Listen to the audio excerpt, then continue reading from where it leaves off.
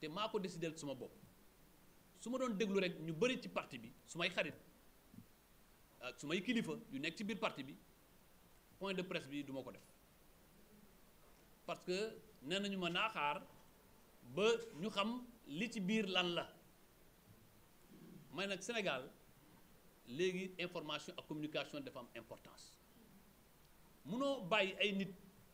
ñuy wax lu leen neex teg ko sa der teg ko deru régime bi te nga ne pat noppi Sénégal xamuñ ku waxul ku wax rek lañ xam te ñu ngi ciy wax lu bari ba ci tudd am na ay ministres yu bëggoon daw ñu bëggoon daw léegi moo tax ñu tere leen dem bitim réew man ñëpp xam nañ ni ku bëggoon daw man ci sama passeport ordinaire bi nga xam ne maa ngi ko def le 24 avril dem naa fi Thaïlande dem naa fi Maroc dem naa fi Gambie dem naa fi Abidjan kon kay amoon naa ay fekkee nii rek dama bëggoon laqatu u daw amoon naa moyen dem naa ba Thaïlande ku dem ba Thaïlande visa yaa ngi nii passeport yaa ngi nii tampon yaa ngi nii aéroport bii laa jaar aéroport bii laa dellu si kon bi ma ñëwee ma bokk ci mission officielle équipe nationale du Sénégal comme ni ma demee woon Mauritanie biñ bindee turu Augustin Senghor sama tur lañ ci teg ñoom ministère des sports jot nañu liste bi avion bi ñu waroon dugg avion wu état Sénégal la moo ko affrété équipe nationale du Sénégal ku bëgg a daw dana jëm ci avion Sénégal ci délégation wu Sénégal am ci biir délégation bi 5 agents de sécurité yu nekk BIP ci BIP la ñu jógee du fédération moo leen ñu nekk ci délégation bi ñun ñëpp ñu ànd stade bu ñu jógee stade ñu dem hôtel ba digg guddi 2 heures du matin 3 heures ñu ne dañ dem aéroport bi ñu àggee aéroport man ñi intendant ñu yore bagage yi wan ma ni jox nañ ma suma passeport jox nañ ma suma carte d'embarquement ma ñëw ba ci police ñu jël sumay empreinte bàyyi ma dem merci bon voyage bi ma demee bay traversé ci la ma benn policier ñëw discrètement nag ak correction nag wax dëgg yàlla ne ma monsieur le ministre dañoo am na lu ñuy contrôler ci sa passeport ma jox ko 10 minutes après mu benn lieutenant ñëw lieutenant bi waaw monsieur le ministre dama bëggoon laaj est-ce que am nga yor nga sa passeport diplomatique ma ne ko yoruma ko man depuis le bi ñu wàccee ci nguur gi laa denc suma passeport diplomatique amatul njëriñ mais c'est un document personnel je le rappelle c'est un document personnel il y a aucune obligation de restitution du passeport man leen mais ku defar passeport ordinaire di ci voyager kon loo may laajee suma passeport diplomatique mu ne waa loolu sax du loo am important mais dama la bëgg a yëgal ni dafa am opposition pour nga génn réew mi ma ne waa léegi waa d'accord comme que état de droit la ñu nekk mën ngeen ko wax mais ci fan ngeen ko sukkandiku te yow instruction bi may wax dañ ko war a jox kayit soo ma joxee kayit ma xool ko mu ne ma non instruction la ma ne ko mais instruction dafa am kayit nag même bu ñu lay jox instruction dañ leen a diw ak diw bu ñu génn réew mi te nag man ma ne ko mon lieutenant man ci sama bopp du rapport OFNAC du rapport Cour des comptes du rapport IGF du rapport inspection générale d'État bi ñu ma ko jox passation de service bi ma def nañu lépp signé lépp te ba tey inspection générale d'État defuma observation ci li nga xam ne def nañu ko ci passation observation yi ma envoyé tontu naa ci c'est des observations de forme kon man ba tey gisuma fu ñu ma convoqué fu ñu ma oowee fu ñu ma wanee kayit mu ne ma monsieur le ministre daal noonu la demee après ne ma maa ngi ñëw boobu laa ko gëj a gis ma ne nag man am naa responsabilité am naa poids ci fédération sénégalaise de football ci joueurs yu bëri ci sama kanam la ñu commencé màgg depuis 17 ans ànd ak man ba tey su ma leen yëgalee loolu ci balaa ñuy yéeg ci avion bi dana indi coow dana indi jeexe jaaxa te man le Sénégal est au-dessus de tout Senghor bi mu ma jotee ak encadrement bi ñu bëgg a xam ban position la ñuy am may leen bu ñu am benn position dem leen ngeen voyage ci jàmm man bugguma man sama personne ma tax ñu perturber équipe nationale Senghor ne ma en tout cas xamal ni football bi ak sport bi sont solidaires avec toi man leen xam nga la ma bëgg mooy na Sénégal gagné te moo tax ma toog seetaan match ba mu jeex Sénégal gagné ma ci sant yàlla kontaan ci mais loolu moo am bi mu amee ma ne man su ma ci defee bruit à la veille du match mu am coow ma def ndànk mais bi ma gisee nag ñoom ñu ko def bi ñu gisee ni man utuma benn yoon di victimiser wu utuma benn yoon di laq-laqal ñu commencé di wane ay information di wax ni waaye Ablaye Sow da doon jéem a jaw jàpp nañ ko aéroport ce n'est pas vrai loolu ku yaakaar ni man ci réew mii ku nga xam ni man su ma génn réew mi fu ma jëm xanaa njaboot gi ma fi yore moo ma ëppal importance lépp loo mën a am ci àddina li ma am ci relation ma nekk maire Kaffrine waa Kaffrine yaakaar ma dénk ma seen dëkk man danaa daw bàyyi dëkk ba et kuy daw moo kuy def boo defee dañ lay won lii nga def kon par conséquent loolu moo tax man ma jël suma responsabilité bopp ma ne damay aux journalistes yi toog ak ñoom wax leen sama version nii la demee lii laa ci am maintenant nag lu ko nit jàppee ñoom lu ñu jàpp mooy ci li ma dégg li ma gis mooy jëm a xoxatal jëm a bousculer jëm a ñuulal ay nit parce que ñu ngi jëm ci élection législative waaye man mii de tant que maa ngi desee bakkan tant que maa ngi am dund tant que jëluñ suma bakkan gii tant que suma dund bi bàyyi nañ ko fii danaa xeex te liñ fi bëgg a teg ci réew mi lu dul dëgg danaa ko xeex te kenn mënu ci dara loolu moo nekkoon sumay kaddu wax naa ko sànq vraiment am naa occasion yu bëri yu nga xam tukki naa fi ñëwaat à l'aéroport aw ma benn ku bëgg a laxatu mais du jaar ci équipe nationale du jaar doo yore benn walis bu nga xam ne ñaari yére ci nekk il faut quand même qu'on soit sérieux et qu'on respecte les gens mais moi on peut me manquer de respect on peut essayer de m'humilier on peut essayer de toucher ma dignité mais ils ne toucheront jamais mon honneur ils ne toucheront jamais mon engagement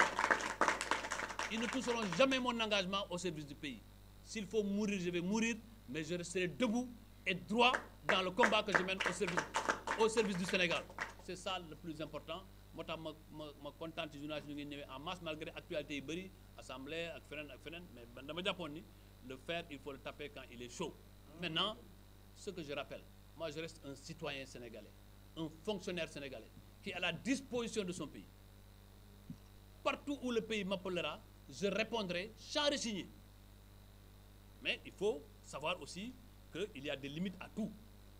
on ne peut pas nous brimer de cette façon on ne peut pas nous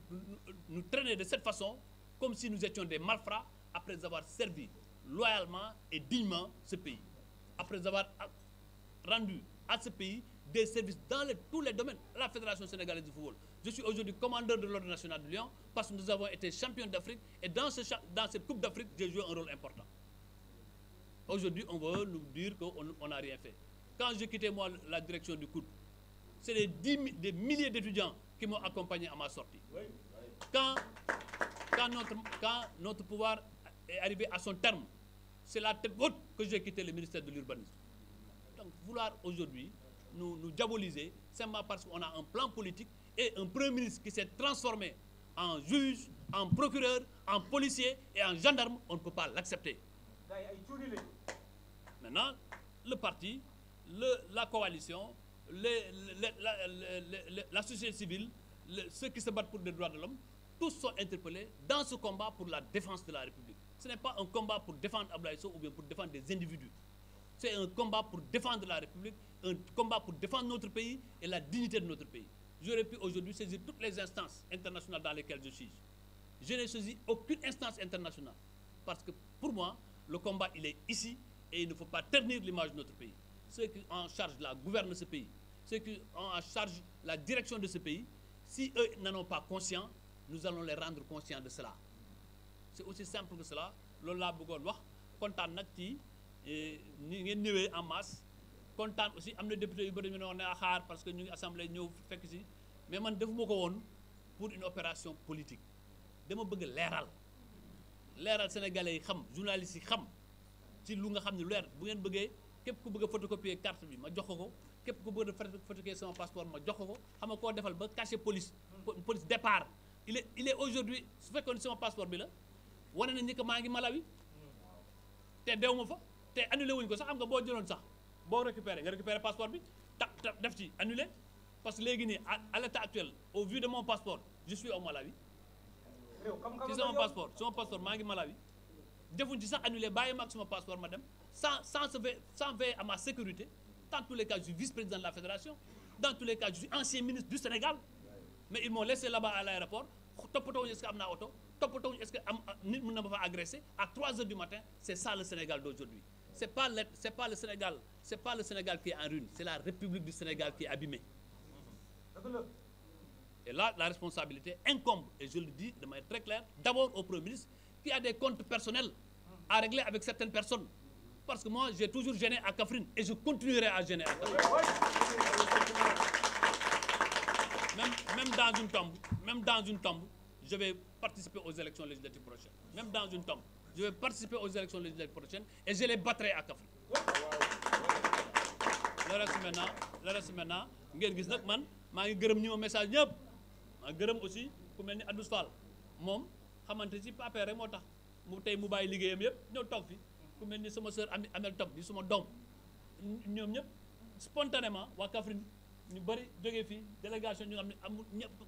lu ma jot ci message mosuma koo jot ci àddina ma leen di wax ni daal ñëpp rassuré wu xam nga man li may bañ rek lu bëri dama leen di bañ a jël sax téléphone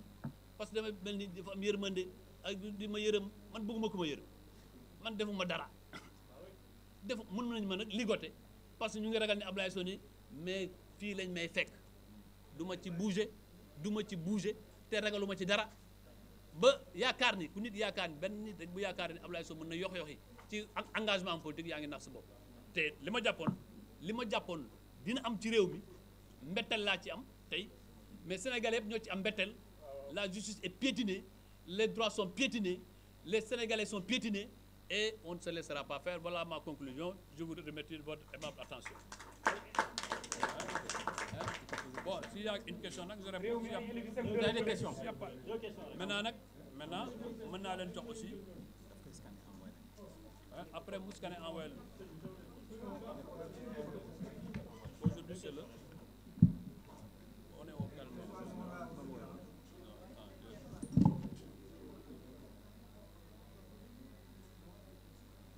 réew mi ay stagiaires lañu ko dégg ay élèves CM2 lañu dégg réew mi. Voilà le 7 septembre. yoo xam ne bu ñu wax tubaab kenn ko dégg. C'était le 7 septembre.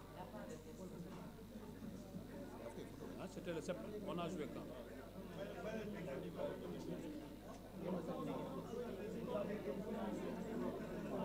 Alors.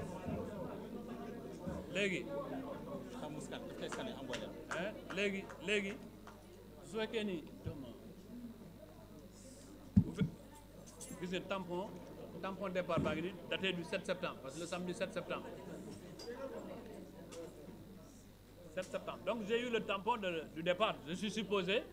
et j'espère qu'ils vont m'attendre à l'arrivée parce que j'étais supposé être dans l'avion.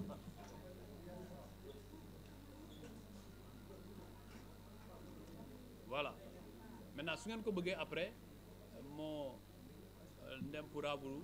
scanner ça et vous l'envoyer à toute fin utile. Vous voulez faire une lerne, à une bonne question,